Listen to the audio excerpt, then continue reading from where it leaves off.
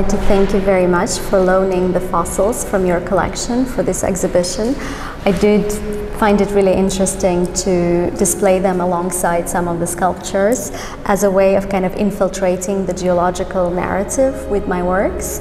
And I was really grateful that you were open to the idea of creating this dialogue between the fictional pieces and the actual fossils that you have found. I always was interested in working with the kind of geological narrative as it is the planet's way of inscribing its own history and kind of the planetary record, which is written in a non-anthropocentric way, and also a way to tap into a temporality that is vastly different to our own. I found it quite interesting to be able to have these incredible fossils that are sort of woven into the narrative that I tried to present within this show. But I must admit, Nika, it's a pleasure to have these fossils. Basically, fossils are supposed to be found only in a natural history museum behind glass boxes. And this is probably the first time that I've seen fossils in a totally different setting, serving a totally different purpose. And to see the way that you interpret fossils in your own way is a window to us. It's because all we have done is to look into fossils in a geological or paleontological perspective. And this kind of a fresh air for us, so that we can actually look into them in a totally different perspective. And I really love the way that all the artwork also has fossils in them. It's totally something that I don't see on a normal day. I found it very interesting how from like the first conversation we had, it immediately like evolved into a dialogue, and where you come to it from a very academic perspective and I drop in the visual cues, but we create these bridges between the two disciplines from two different perspectives. And yesterday during the opening, when you told me about the different shark species that you saw in the sculptures, completely blew my mind, because for me, like tracing the connection between a shark tooth and a rose thorn was a visual cue that I amplified in this work. But when you started talking about the various species that were embedded in the piece, I found it quite fascinating. And it is also amazing, if I may put in my interpretation of this one, is like I kind of see the cycle of sharks replacing their teeth on a daily basis. So for example, a shark loses a teeth and it gets back one within a week. And that's the same with most of crocodiles and dinosaurs. And that's one reason why we find hordes of dinosaur teeth and little bones. What I see is like, just like a plant, it has a lot of thorns and leaves. The leaves help the plant survive photosynthesis. But the thing is, like a plant loses a leaf, it gets back one again. It happens again and again and again till the plant dies. Just like a plant, a shark, till it dies, it keeps replacing its teeth. It's interesting that you mentioned this cyclicality, because I'm very drawn to the idea of the recycling of matter on the planet. When I read that sharks lose their teeth, it's an incredible cycle, a small cycle in parts of a shark life and shark's evolution. And also the fact that it's the only remaining element, as the rest of the shark is pure cartilage. So it's the only thing that comes to us from all the ancient and many extinct shark species. And one more thing, when it comes to all the exhibits, it's very organic. It talks about life, it talks about the planet where life evolved and evolving. Like when you look at those one, that kind of represents the tree of life, a kind of a bedrock of evolutionary biology, that we do know the diversity of animals that we have today all evolved from one common ancestor. So whenever you pick a textbook on evolution, the central theme will be a tree of life, a diagram that represents the grandeur of life and evolution. And that's exactly what I see here, a tree of life. It's a beautiful interpretation. I'm very interested in places where mythology sort of meets reality and science, but also all the pseudoscience that is associated with fossils or artifacts that I found. For instance, with the shark teeth, I read how they were misinterpreted through history. First, Pliny the Elder thought that they were triangular stones that fell from the sky during lunar eclipses, which is incredibly poetic. And then during the Renaissance, they thought that they were fossilized tongues of snakes and dragons, and were therefore used for medicinal purposes as anti-toxins, and people wore them as part of the jewelry to protect them from darkness. And it's only in the 17th century that it was discovered they were actual shark teeth. And I find it quite interesting how this narrative evolves through the history of like humanity's interpretation of their finds.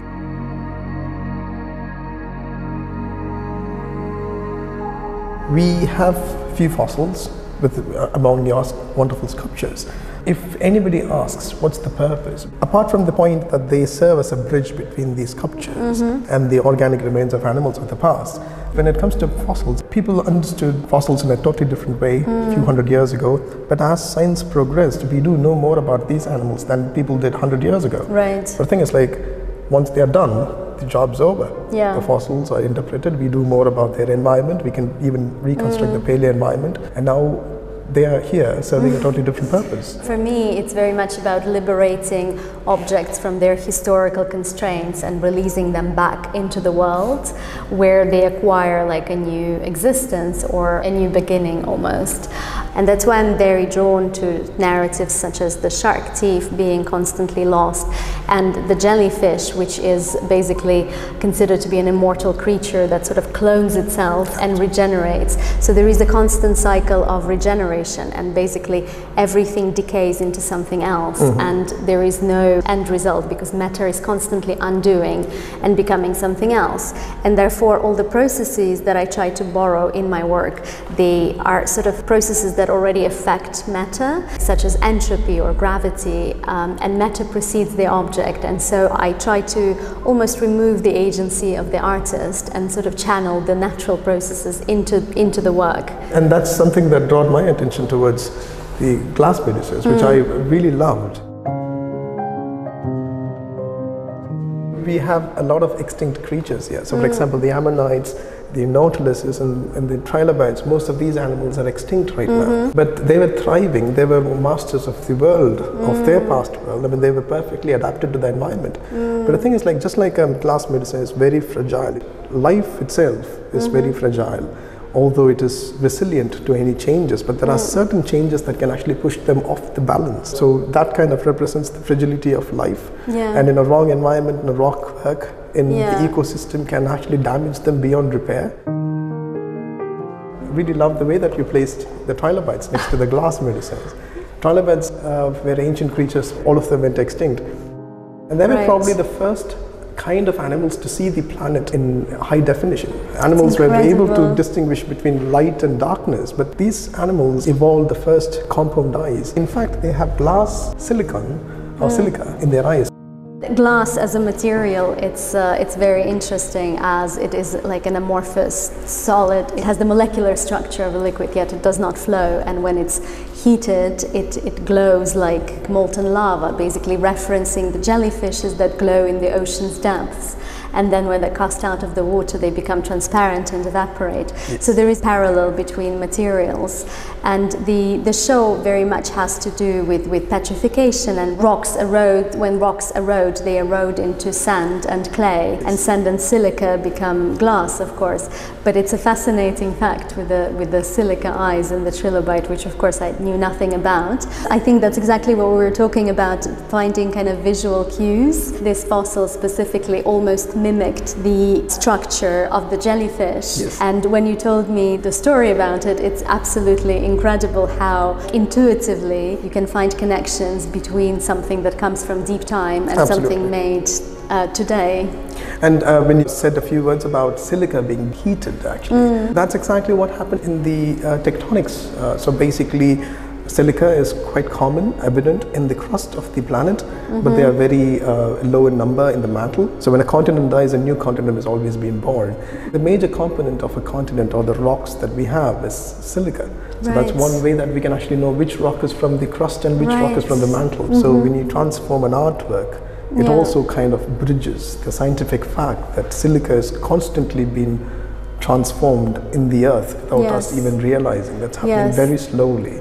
And it creates the beautiful continents that we are on, and also creates a beautiful work that you've done. But that's the very interesting thing precisely that you mentioned now, is this constant undoing of matter and transformation of matter. And that's what I find really fascinating about rocks, because when viewed in deep time, they carry forward all the undulations of planetary flows, and you can read the history of the planet. You can read the history of the planet through it. I can imagine sort of the how geology becomes poetic through these flows. That's something that we really need, is like our human brain is not adapted to think in deep time. So when you just pick two animals, so this is a 400-million-year-old trilobite, and that's a 70-million-year-old shell. For us who live 70 or 80 years and die, we can't really understand the difference between deep time here. Exactly. But if there is one way that we can actually understand and appreciate deep time is by representation in a form of art.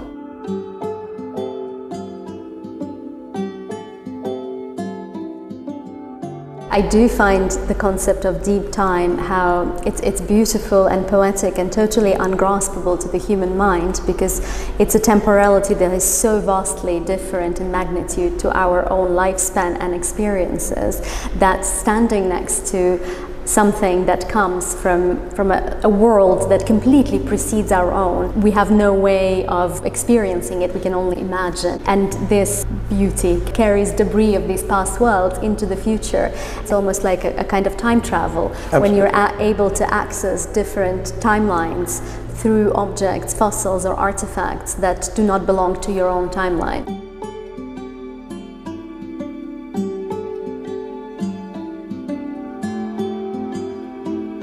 I think it was Newton or somebody who said that, like, you can't dissect a rainbow. So a rainbow is inherently a beautiful object. We appreciate a rainbow wherever it is. If you try to understand why a rainbow happens, the diffraction of light and everything, there are people who said that, like, do not try to dissect a rainbow because you're taking away the beauty from a rainbow, because it will be reduced to physics. It's not like that.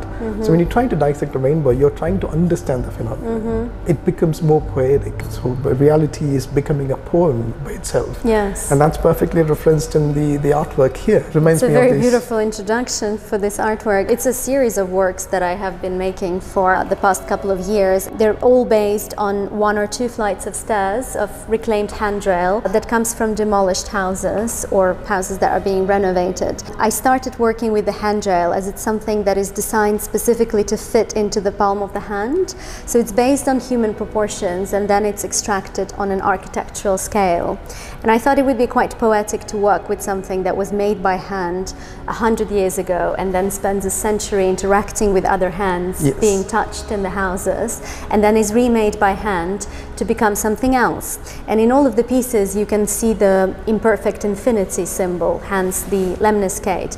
And what I wanted to reference was the cycle of eternal returns, the constant recycling of matter on the planet, and also the alchemical snake, the Ouroboros, eating its own tail, compelled to eat its own tail throughout history. And I think if we look at the world, we find these cycles everywhere. Like there is a constant metabolism, whether it's geological or architectural or human matter, in genetic, for instance. And I find it quite interesting is handrails, when they're being touched, they collect microscopic bits of skin. The works also contain the DNA of hundreds of people who have interacted with them, becoming the collective portrait of all the absent human bodies. This cyclicality is very interesting, how it choreographs the movement of matter on the planet, and how this kind of geological flows, architectural flows, human genetic flows, they are all enmeshed and entangled together. When you just said that, like, it is touched by hands of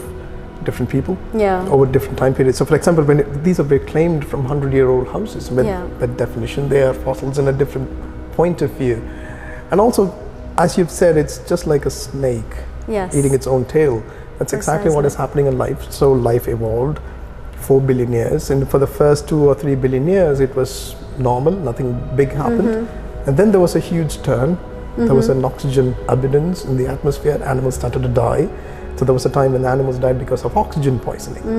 And the oxygen that we are breathing today is a result of those cyanobacteria producing oxygen as a byproduct. It's very hard to believe that we're breathing ancient oxygen. Absolutely. There is always an idea that atoms are neither destroyed. So they're not destroyed, they actually pass through different bodies.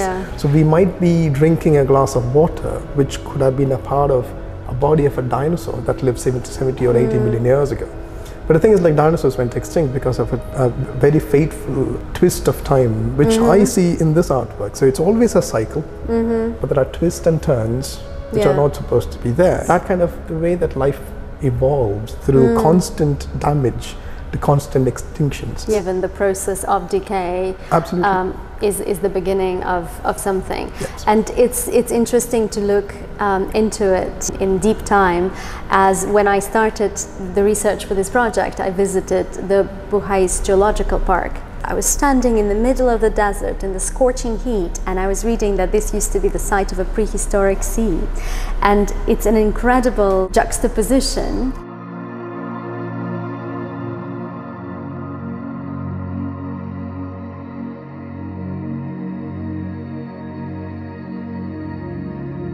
This project for me was very much about awakening the oceanic subconscious of the desert, sort of conjuring back the water that has disappeared. I find it really interesting when we started talking about the found fossils of marine organisms, and how sort of limestone and rocks have formed from the shells that these ancient creatures who lived in ancient seas built out of the minerals that they've absorbed from this water, where everything has disappeared at this point. We still have them. I think that's exactly what I saw in the ripples. That's an event that happened millions of years ago that we have no idea whether if it happened or not. But the thing is, like, the only way that we can actually understand that the sea was there creating ripples and waves, another one, is by looking at the rocks again. Exactly, so you because really they're like need repositories of time. Yeah, and to be honest, I'll come back to where we actually started. I mean, this is a perfect bridge. When we talk about art, it's mostly visual, what we have here. And when you were talking about geology, somebody to come to you and say, like, 90 million years ago there was a warm, shallow beach, the first question is, how do you know? Is to look at the rocks. Yes. The visual cues the rocks give you, so we understand, looking at the rocks, the composition, the way that it is presented. There are places even where you can actually see fossilized ripples, the small ripples that happened millions of years ago, perfectly preserved for eternity. And that's exactly what I saw in this beautiful gallery. So many people tell me that a lot of the work looks as though it has been found, or that it's something that has not been created. And so with the display that we did downstairs with your fossils, I think a lot of the viewers had to actually think twice before knowing what is part of the sculptural practice and what is actual geological Because you have fossils which appear to be designed, they are designed out objects, and then you have your sculptures which are designed by you. But kind of borrowing from the design processes that are geological. It's natural selection that took millions of years to shape an animal, but on the other hand, it has you who shaped these sculptures to be the way that they are right now. Right. But always never to forget the fact that, like, your existence and my existence owe to millions of years of natural selection again. So it always comes back to a cycle. Right. We are products of natural selection, creating things again and again, only to be destroyed, to be created again. It's a beautiful thought. Thank you. So thank you so much.